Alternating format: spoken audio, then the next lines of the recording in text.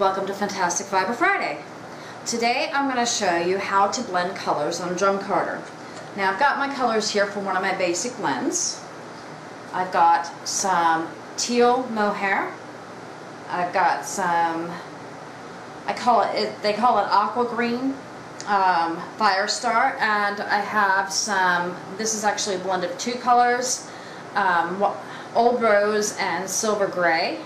And these are the colors that are actually in my Pixie Dust blend. So I'm going to show you how to blend these colors together, and that's what makes them look the way they look on the site, and also when you spin them. So I'm going to break this into 4 pieces, because what I'm going to do is I'm going to alternate colors. I'm going to do the purple, and I want to use the wool on the outside and the inside, so I'm kind of creating a sandwich for the different fibers. And then we have the mohair, which I'm going to divide into 3.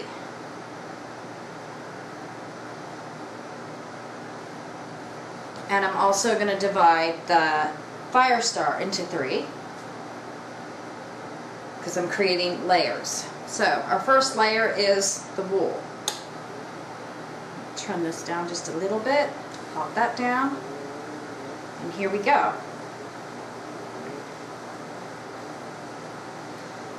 Now the reason I sandwich them in like that is sometimes, the nice thing about carding is that you can mix fibers of different staple lengths together. And sometimes some staple lengths are longer or shorter, and it works very well with the drum carder as long as you put your main wool component on both sides. And that's almost gone, so let's go ahead and you just kind of pick it apart.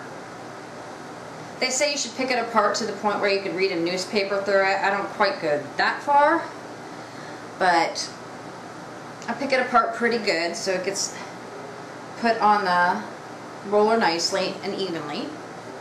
And then we have the Firestar.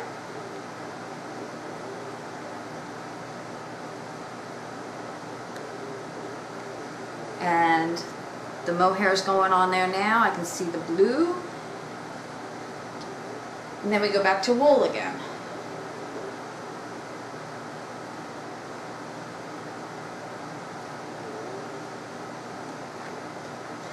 And sometimes if you card too fast, start out too fast, what will happen is, especially with the mohair and the shorter fibers, it won't get caught up on the big drum, which is where you want it to be.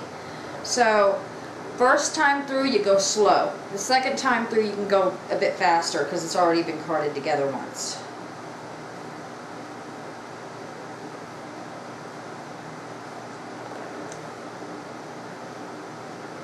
There we go. I think now we're ready for the other wool.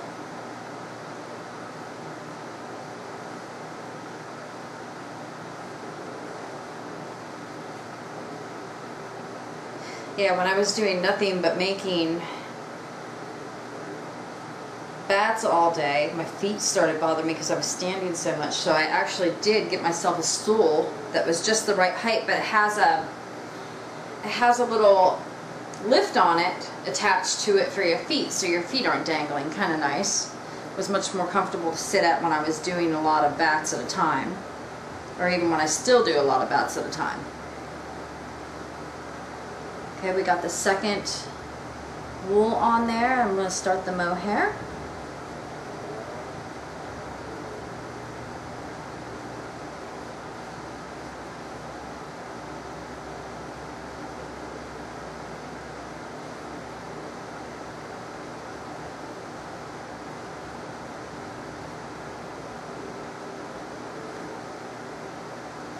And go ahead and pick out this other wool.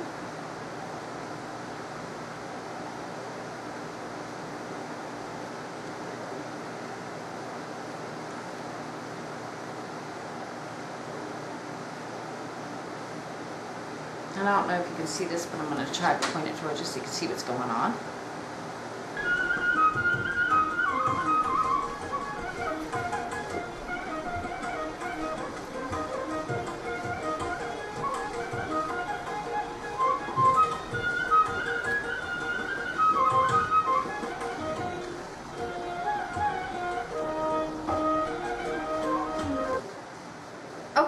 our wool is all on, all the fibers are on. I'm going to run it around 1 or 2 times quickly, stop it,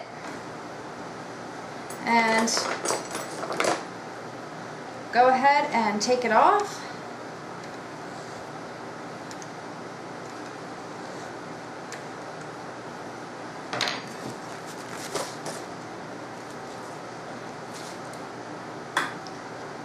And just so I remember to slow that down, I'm going to slow it down now, and then go ahead and turn it on and go as fast as I need to go.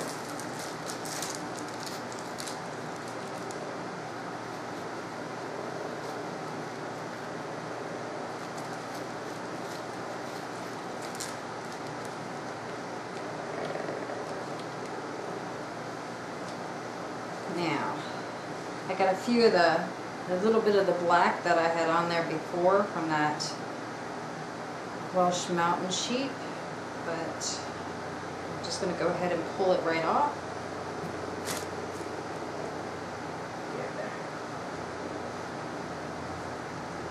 And sometimes that happens. I did clean off my drum carder, but I didn't get every little piece off.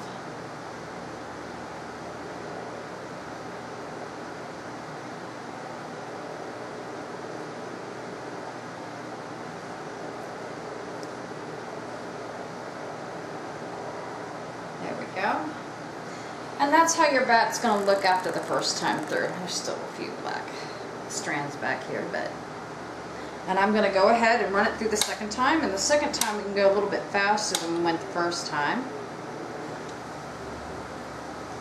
And because this is so big and fluffy, I think I'm going to divide it into 3s.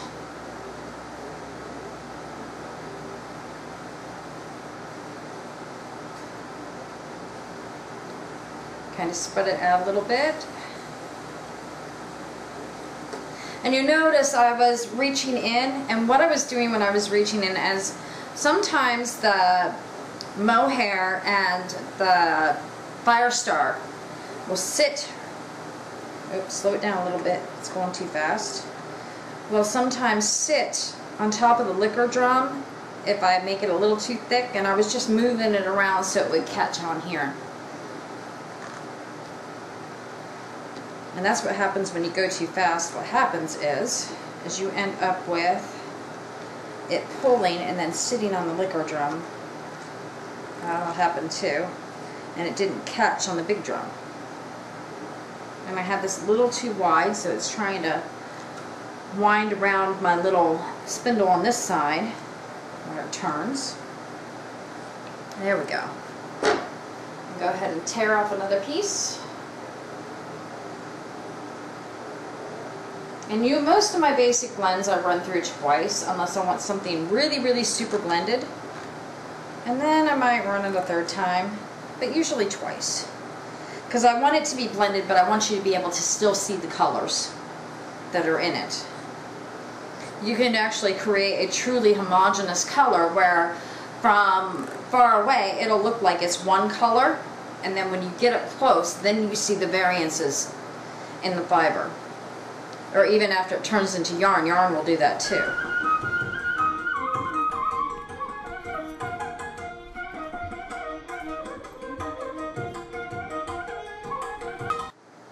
And it's all on. Okay, so now I'm going to spin it around once or twice quickly again, shut it off. And this is good, about 1 ounce here. So what I usually do to sell my, what I call bumps, because there are 4 bats put together to make 4 ounces. So I would have to do this, I'm going to have to do this 3 more times, and I've got all my fiber here, to create a 4-ounce bump of basic blend. Turn that back so it doesn't go too fast on me. I've had it go too fast on me and I lost control of it, and it just was a huge mess. So now I'm very, very careful. There we go. I don't know how well you can see that, but that's how it comes out, and I'll unroll it the rest of the way because it's got these lovely streaks of color through it. It's blended but not too blended for what I want, and I put 4 of these together.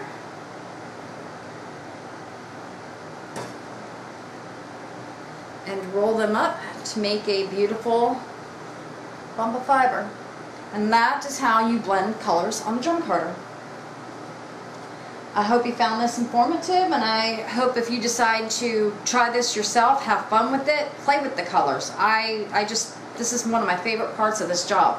I hope you have a wonderful weekend, and I will see you next week.